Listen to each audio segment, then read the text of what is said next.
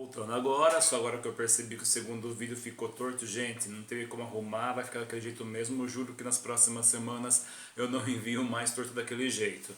Como eu falei, a gente está se adequando, a gente está se adaptando aí no sistema EAD, principalmente aos vídeos, e nós temos poucos recursos. Estou gravando em um celular Samsung J1 Pocket, esses vídeos, e o que foi torto era no outro celular meu que é um LG, e é justamente esse que é mais recente, foi torto o vídeo e ele ficou mais pesado. Então eu vou me adequando, eu vou acertando aos poucos. Espero que o terceiro e esse quarto vídeo estejam melhores em relação ao som, em relação à imagem inclusive. Bom, estava falando que eu estava no mestrado, aí no doutorado eu acabei não fazendo a Unicamp. Aliás, nesse processo entre mestrado e doutorado, e também um pouco depois do doutorado, eu acabei fazendo a minha complementação pedagógica e pedagogia,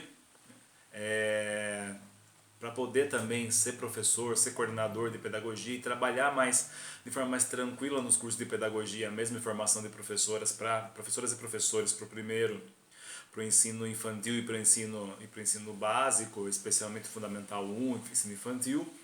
E também depois eu fiz na Unifesp uma especialização em gestão da educação pública, o que permite inclusive estar de forma mais adequada na linha 1, que também é sobre políticas públicas e políticas educacionais.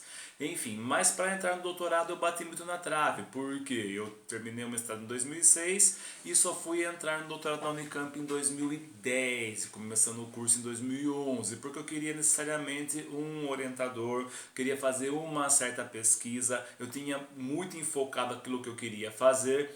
E o pior é que no meio do caminho mudou tudo. Eu fiquei no doutorado na Unicamp, doutorado em Filosofia da Educação e História da Educação entre 2011 e 2016. Quando era 2014, 2013, eu acabei mantendo a pesquisa, mas promovendo uma revolução dentro dela, porque a minha ideia era justamente trabalhar somente com os conceitos de poder e resistência na educação ambiental, fazer um trabalho sobre filosofia política da educação ambiental, e aí deu que eu voltei àquilo que eu havia pesquisado lá na graduação em geografia, só que eu queria trabalhar justamente de uma forma mais profunda e dentro da filosofia da educação, justamente essas ecologias e essas educações que eram promovidas por esses movimentos alternativos, antimusicais, contramusicais ou de música extrema, que é o conceito que eu mais uso. Por que música extrema? Porque são músicas que estão nas bordas por causa do seu extremo ruído. Na minha tese eu dedico uma parte inteira para falar de ruído, e na minha tese eu faço um trabalho dividido em dois. São 11 capítulos na minha tese, são 350 páginas na minha tese de doutorado, onde eu faço uma tese em lado A e lado B. Qual que é o lado A? Justamente é quando eu falo no conceito de poder, né, desenvolvido especialmente pelo filósofo Michel Foucault, e o conceito de resistência desenvolvido pelo mesmo, e também todos os seus intérpretes, todos os pensadores que seguiram o trabalho que ele realizou. E lá na Unicamp fui fazer com o professor Silvio Galo, que é um especialista em Gilles Deleuze, em Foucault, em filosofia da educação e também em educação libertária. Aí eu fiz um capítulo sobre uma parte sobre poder com 7 capítulos, poder pastoral, governamentalidade, ciência e poder, o conceito de poder em si, e na parte B, no lado B, que eu fiz em forma de disco, bolachona, lado A e lado B, eu trabalhei com o conceito de resistência. O que seria resistência em educação ambiental? O que é resistir em educação ambiental? Era um contexto outro, ainda estávamos sob uma perspectiva na qual a gente criticava demais aquilo que foi feito da educação ambiental nos programas nacionais de educação ambiental, que haviam enquadrado e cristalizado a educação ambiental, e consequentemente eu fui fazer um movimento de resistência, dizendo que as educações não estão somente nos programas públicos, nos programas estatais e naquilo também que as empresas oferecem em suas ONGs ou em suas escolas e faculdades, e sim que a educação está presente em todos os espaços, e especialmente nos espaços onde se desenvolvem os movimentos alternativos de cultura e de música extrema. E ficou um trabalho muito legal, ficou um trabalho muito interessante. Eu falo sobre demônio, falo sobre lobisomem, falo sobre bandas estrelas, falo sobre anarquismo. Foi um trabalho elogiado, foi inclusive indicado ao Prêmio CAPES, tudo, mas dentro da Unicamp. E me rendeu diversos artigos, tanto que eu escrevi muitos artigos dos últimos 15 anos para cá. Eu tenho aproximadamente uns 40 artigos publicados entre revistas, entre livros, entre revistas, tanto que alguns deles estão em livros. Esse daqui é sobre pichação, que eu colaborei com o trabalho de uma amiga minha em Sorocaba, Tiffany Postali, que escreveu essa belíssima coletânea sobre pichação com professores da Universidade de Sorocaba e com apoio da LINC, da Lei de Incentivo à Cultura em Sorocaba. Eu também tenho um texto publicado nesse livro, Educações Ambientais Possíveis, de uma amiga minha lá da FURG, do Rio Grande do Sul, a Paula Henning, que eu estou em processo de negociação para ser aluno de pós-doutorado dela.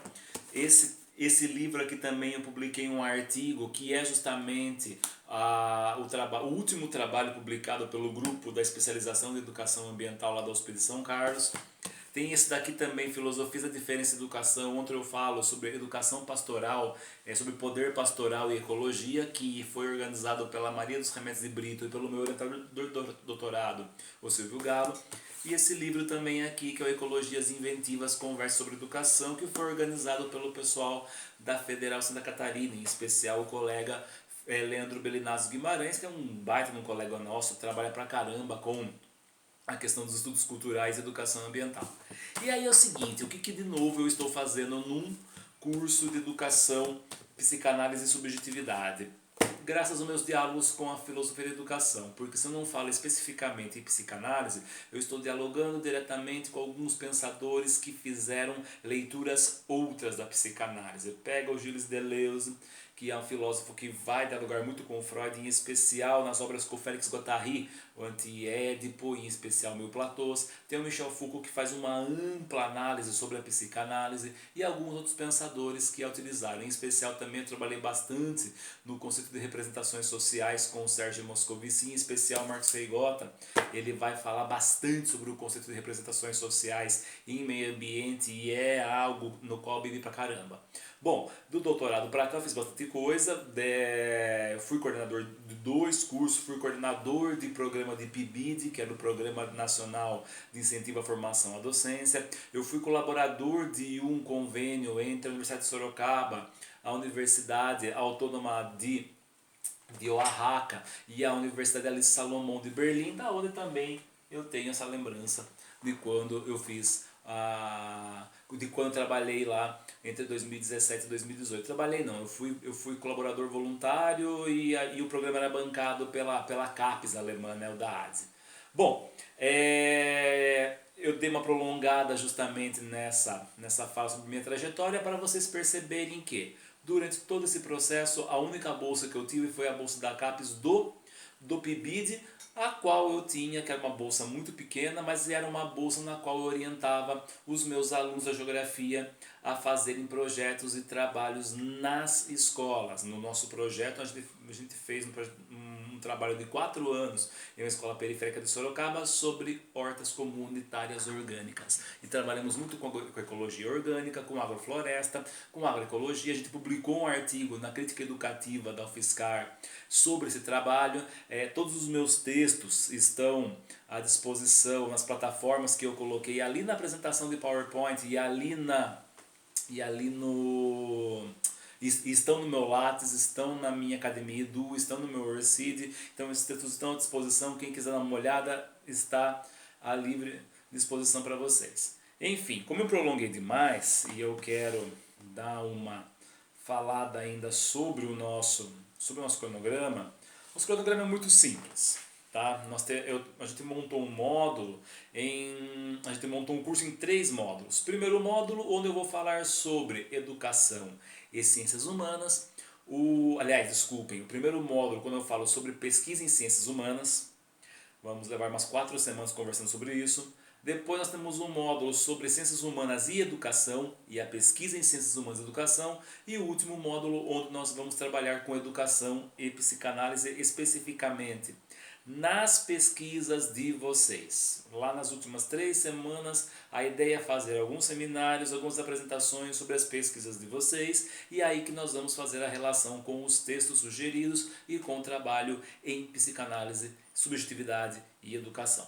Ok? Então nós temos ali os seminários de práticas de pesquisa, e eu só queria ler para vocês a ementa do curso, porque naquela ementa do curso é que eu quero justamente explicitar bastante o trabalho que a gente vai desenvolver aqui. Tá ali. Os seminários e práticas de pesquisa compreendem um conjunto de atividades didático-científicas que visam possibilitar aos mestrandos e mestrandas as discussões teóricas e metodológicas ali, episteme, método, epistemologia, teoria do conhecimento, metodologia, como se dá a construção desse conhecimento, de suas pesquisas, além de auxiliá-las na elaboração de artigos e demais trabalhos acadêmicos produzidos a partir dos seus projetos de investigação.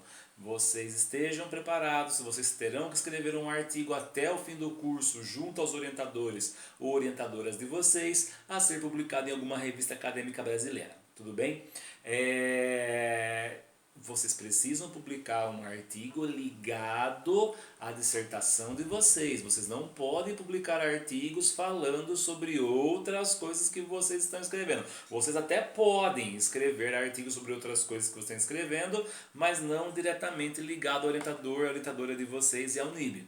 Tudo bem? Você pode até falar, sou aluno da Unib e tudo, mas aquilo que vocês vão escrever com o orientador de vocês, que vai valer na avaliação de vocês final, vai ser justamente o artigo que vocês irão escrever com os orientadores de vocês. Maravilha? Joia!